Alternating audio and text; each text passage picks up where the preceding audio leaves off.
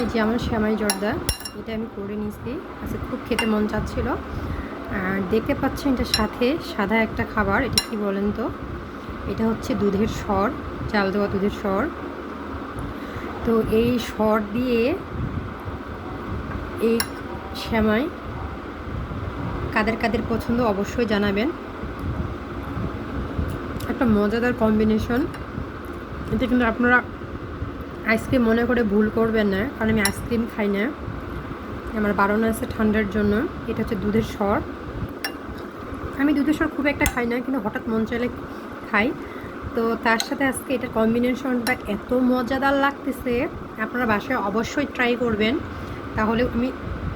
তাহলে বুঝতে পারবেন যে আমি কতটা সত্য কথা বলতেছি।